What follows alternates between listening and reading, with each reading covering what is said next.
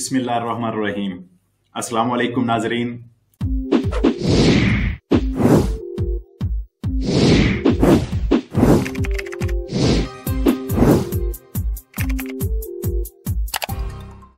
कासा इंटेग्रासियोने के हवाले से आपके बहुत सारे जो सवाल आता है, तो कासा इंटेग्रासियोने के हवाले से गवर्नमेंट ने कासा इंटेग्रासियोने को 30 जून तक नए डिक्रेटो सोस्टेनियो में जो है वो बढ़ा दिया है।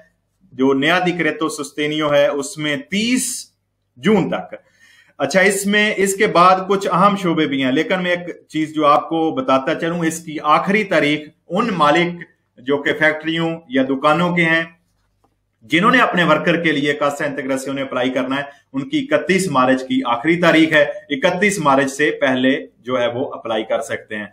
जी भाई वसीम अहमद, मैं आता हूं। इमिग्रेशन में भी अहम इंपॉर्टेंट्स अपडेट्स हैं, ये आखिरी जो है उससे पहले का सेशन खत्म करते हैं। जी, कासा इंटेग्रासियोने के हवाले से 31 मार्च की आखिरी डेट है, लेकिन इसके बाद जो दो शोबे हैं, 3 टूरिज्मो, तेरसियारियो और कुमेर्चो, इनमें जो लोग काम करने वाले हैं उनके लिए इसको बढ़ाने की भी मुतवक्को उम्मीद है। इसको और भी 30 जून से भी आगे बढ़ा दिया जाएगा।